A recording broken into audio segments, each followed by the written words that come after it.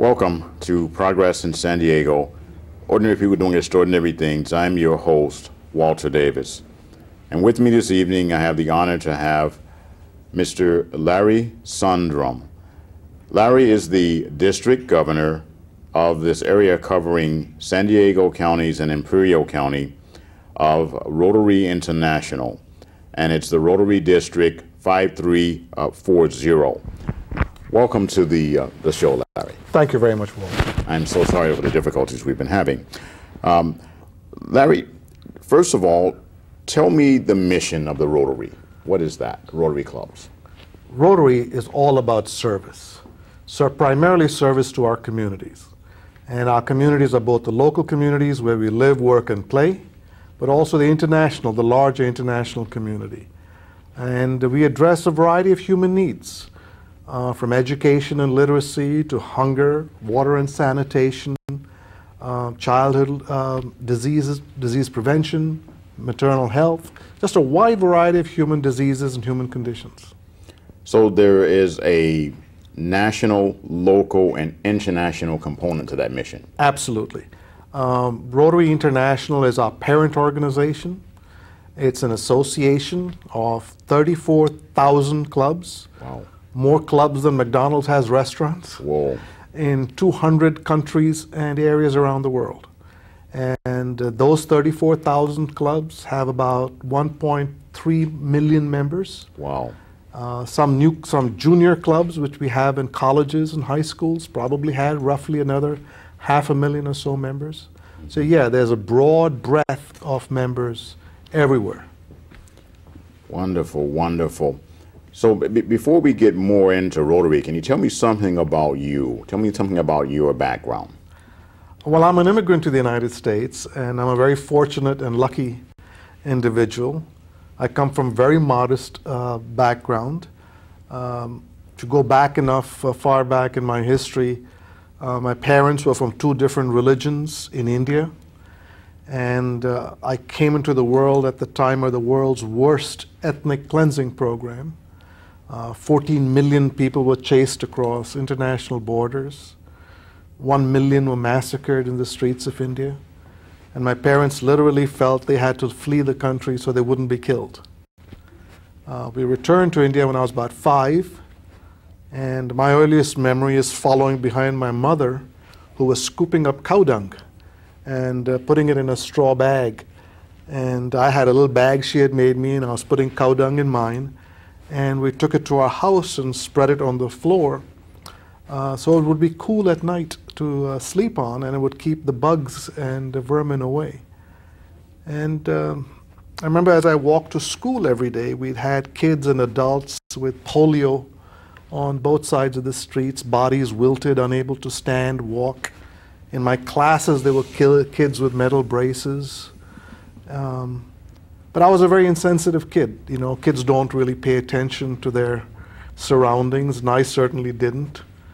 I was very lucky. Somewhere along the line, my family encountered an American woman who asked us to think about moving to the United States.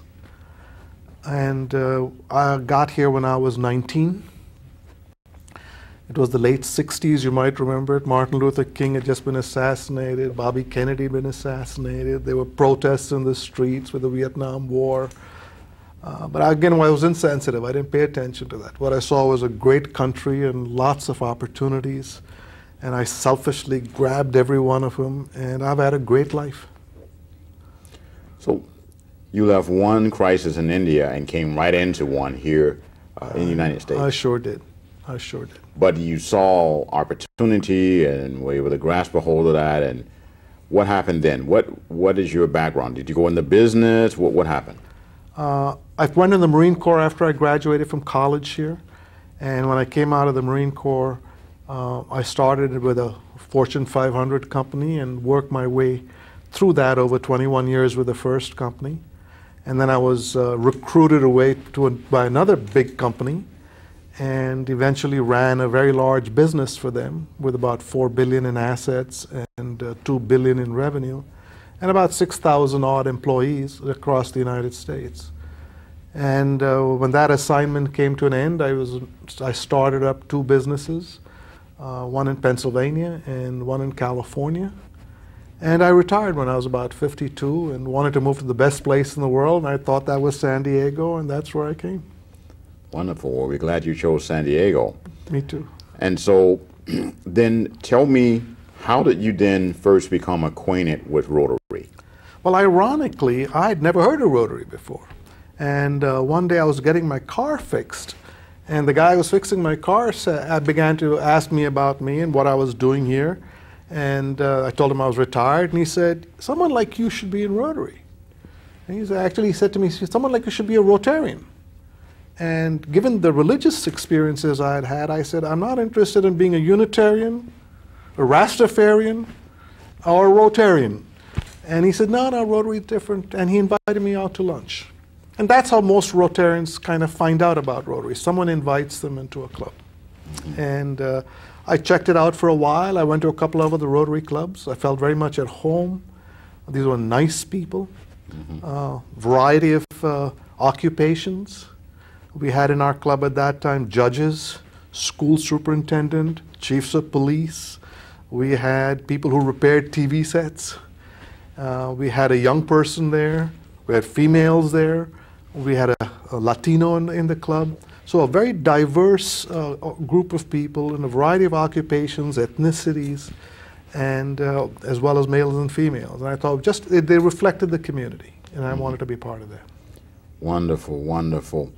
Now,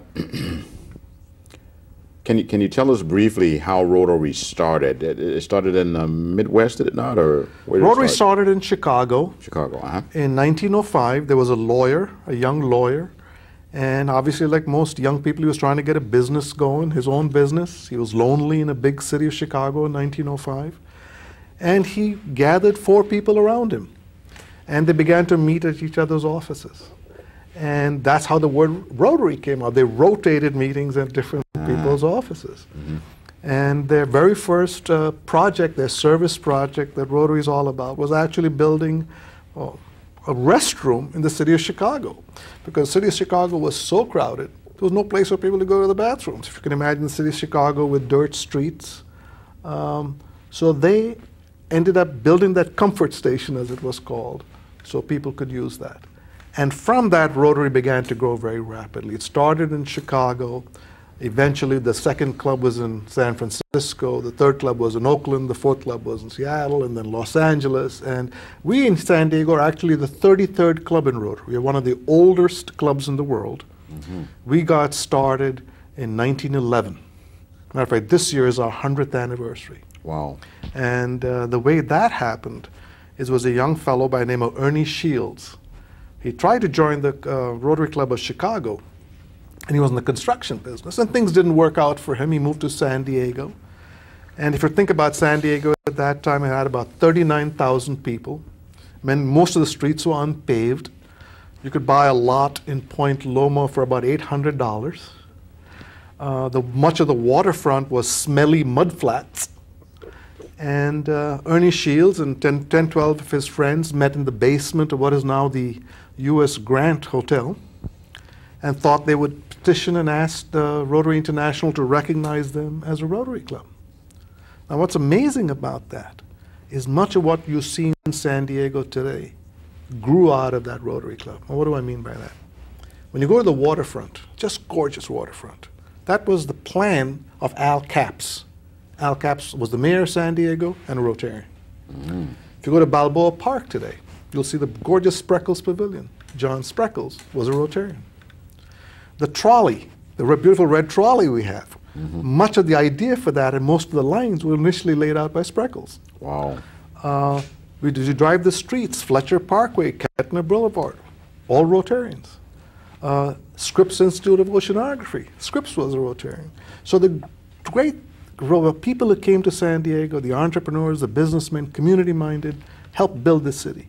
And when you go out into the backcountry, the backcountry roads, many of the institutions, Palomar College and so on, again, started by Rotarians. So while certainly Rotary didn't do everything, these are vital people wanting to give back, wanting to be successful business people first, but they earned the money to give back to the community. We enjoy it today. Well, that is a really fantastic summary that you gave there, and it really enlightened me in terms of the footprint that Rotarians have on San Diego County. That's a wonderful story. Thank you very much for sharing that. It's also true for Imperial County, by the way, because the San Diego Club actually started the Calexico Club in Imperial County, and then Rotary Clubs in Baja California. It's also started out of that. We look at the San Diego Club as our great-great-great-granddaddy. And we just celebrated Granddaddy's 100th birthday. Wow. And we had a 99-and-a-half-year-old man, the oldest living Rotarian, still active in the Vista Club, and the youngest Rotarian, who was about 22 years old. And we had a big birthday cake, and the two of them cut it and distributed it. It was a big birthday party downtown. Wow. I would have loved to have been there. Yeah, it's a fun event. So this is a big brotherhood and sisterhood. Basically, yes. And so you have the pin on, and essentially anytime someone sees that pin, no matter where you go, what happens? Well, it's particularly true in foreign countries. I can remember riding on a bus, and someone would look at that and said, "You're a Rotarian?" And the next thing you know, we are chatting. He's inviting me for coffee. That leads to him saying, "What are you doing for dinner?" And more often than not, I get invited to his house. And this happens, this is a very common experience. Whether you're in Mexico or Ecuador or India, people recognize someone who is giving back. And while in the United States, most Rotarians, I would say, are middle class, maybe slightly above middle class. In most of the other countries, these folks are at the top of their game. These are the movers and shakers, very much like the San Diego Club was 100 years ago. And so they automatically kind of assume you're one of them. And that may be true sometimes or it may not be true, but they're going to treat you like it's true. And that's a wonderful experience. That's really great. Now, tell me more about the service part. What other kind of examples can you give in terms of service? Well, first of all, every club, every one of our 34,000 clubs, is required to have chairman of 5 different avenues of service. And that is youth service, so all kinds of services to youth, scholarships, mentors, teaching them a little bit about business, having a chance for them to visit people's businesses and that kind of thing. We have vocational services. We all have different jobs. And if you're trying to do something in the community, there's a role for a plumber, there's a role for a carpenter, there's a role for an accountant, there's a role for a construction person. So we use our vocations as a way of service. In the next kind of service is international service. And I earlier outlined some things for you in international. We put women in business, help community development, improve sanitation and pure water. We improve sickness and health, basically disease prevention. One of our bragging things that we have done in 1985, most of your audience may never have heard of it, but polio was a big deal around the world. We used to have somewhere around 350 to 375,000 cases of polio, kids. Mothers wouldn't in the United States let their children go swimming back then. And Rotary got involved in it early. From 1985 to now, we have invested over $1 billion. These are volunteers. They've invested over $1 billion. Bill Gates just finished giving us almost $405 million to do what we're doing. So we've invested over $1 billion in this. There are 7 billion people in the world. We have immunized 2.5 billion children. Wow. Who will never get polio. And from the 375,000 cases, we are now down to about 1,000 cases a year. Wow. And from the wide spread across the world, we're now down to 3 countries where the disease currently exists. Pakistan, Afghanistan, and northern Nigeria. Now, Pakistan and Afghanistan are obviously in the middle of a war, and it's very tough to get people there to provide the drops. But we are working at it. We actually have cut a deal with the Taliban in Afghanistan to let us go into those areas to make sure that their kids don't have polio. Because if you don't stop it, the transmission can begin again. See, we all have the polio virus in our bodies, but the immunization we get as kids kills it. So if those kids travel somewhere else, they can start up the ball rolling, and we have got it boxed in. We want to close it down. Right. This very year, these last 12 months. January 15th was 1 year since the last case of polio in India. And until last year, India was the largest place where the largest number of cases of polio existed. So it's important. We don't want these people bringing the disease here. We'd rather go there, squeeze it down, kill it. And if we're successful, and I think we will be, it'll be the second disease in the history of mankind that someone has stopped. The first one was smallpox. Smallpox has been completely eradicated. And we are, as we say, this close to knocking out polio, and done essentially by volunteers. It's just an amazing story. Well, that is an amazing story. So, again, there's another component within the Rotary that you spoke on, and that is also business development. Absolutely. Talk about that a little, please. People join the Rotary Club for a variety of reasons. Some may come into it because they got nothing else to do. Some come into it to network and advance their business. Some come into it to be associated with business people and learn from them. Many come into it for all kinds of reasons, but they stay because they make friends. So as we call it, fellowship, because the fellowship of people involved in providing service. And as you do good things in the world, and you see someone else doing good things in the world, you have more in common than you realize. Mm-hmm. And that's really what powers Rotary. It's the fellowship of people. And as you get to know someone, and you share the same values, and I find out that you're an accountant, why wouldn't I do business with you? But if you come in here trying to push your business on me, you are not likely to be very successful. Mm-hmm. In my own case, my lawyers are Rotarian, my accountants are Rotarian. When I need something done in my house, I look first for somebody who I know in my club. Mm-hmm. And if not in my club, then in another club. And that's kind of sort of what we do. And so you can help your business that way. But if you're solely driven by your business and not about service, you probably will be a little disappointed. Mm-hmm. Well, it's a perfect place for me, and I'm very glad that I met you at that Rotary Club meeting there on Convoy. Brand new club that's getting started, so I'm encouraging the audience to learn more about Rotary and be advised that there is a new club starting in Convoy towards the Claremont area. And that's why I met this fantastic gentleman, and I heard his story, and I was like, you've got to come on my show.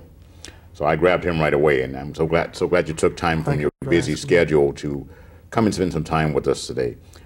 There's a lot of activities going on right now in Rotary, and you also will be turning over your reign in July, correct? Mm-hmm.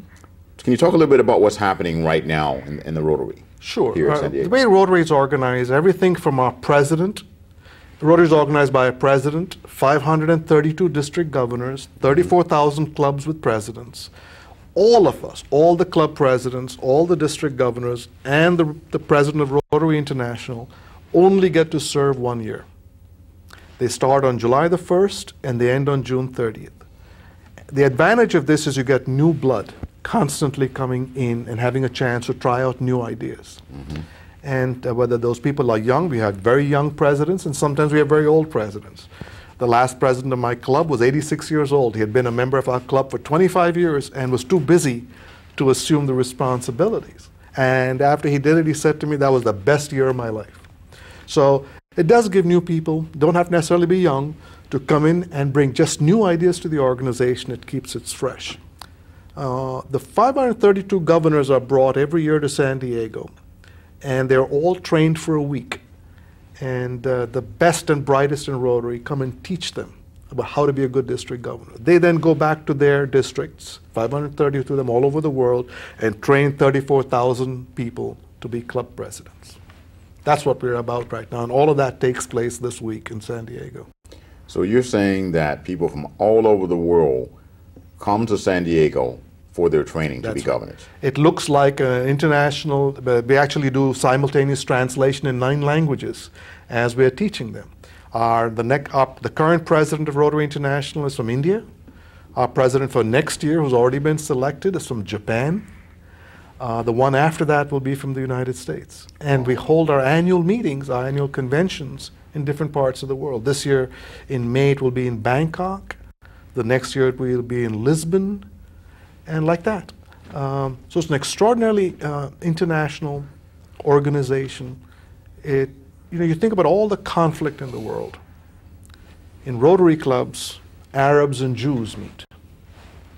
Christians and Muslims meet. We don't talk about religion in Rotary. We don't talk about politics in Rotary. But as vital people, we have our religions, we have our politics, we have our strong feelings. But what unites us is the desire to make this world a better place. That's what unites us. And we say, leave all this stuff outside the door. Let's be passionate about that, but let's be passionate elsewhere. The passion we have here is to make this place a better world. And that's what all that service is about. So if you happen to like water and sanitation, there are 100,000 projects around the world you can get involved in. If you want to help people's literacy, we can do that. If you want to do peace and conflict resolution, we right now have 5 top universities around the world where we provide scholarships for people to go and get their master's degree in peace and conflict resolution. So almost anything that you really want to do, you can find an outlet in Rotary. If you want to do none of these things but just learn how to be a good human being, you can do that in Rotary. Well, it sounds like a really nice organization, and I'm enlightened even more having this discussion with you. And now I know what to give these thousands of educational kits that I have. I've distributed over 50,000 education kits for kids between the ages of kindergarten and the 12th grade. And so now I have an excellent outlet, so I have a great place to come and donate more of those. I'm really proud to be associated with you and the Rotary, and very happy to know more about the history of Rotary. We're down within our last 10 minutes now, and I want to ensure that you're able to convey to the public what your message is, what's your call to action. How do people become involved with Rotary? Can you please elaborate more on that? Sure. Like all organizations, we have websites. And people can do a Google search. Our name is Rotary International. A Google search will get you to our websites. We have local websites in San Diego. Again, a Google search will get you to that. There's a Rotary Club probably in every community in San Diego, within 5 or 10 minutes of most people's homes or places of business. May I give you the website address? Am I permitted to do that on your show? Actually, we can't, because we don't have the documentation. So but you can do that at the end of the broadcast. There will be a website that you can go to, and I'll have a link to the Rotary on there. And you can call my number. And would you like me to pass on your number or the number to someone? I said you can get to Rotary. The best way to get to the Rotary is through the website. Okay. All the contact information and stuff is on there. I'll make sure that the link is placed on the coalition website, and then that way people can just go to your website. Thank you. Sure. Thank you very much. So, any call to action for our public? Well, if people want to go to service and give, I would say Rotary is the organization. You can think about very large organizations that do service. If you check their record, there's an organization that publishes their tax returns. And you will notice many charitable organizations have very high expenses. Rotary works volunteer to volunteer. So there's no one getting a salary when I'm doing a project. If I go to Ecuador, it's my money that's going to Ecuador, to another volunteer in another Rotary Club in Ecuador. And our expenses for our Rotary Foundation are in the range of about 8%, while most organizations are probably spending 35 and more. Wow. Yeah.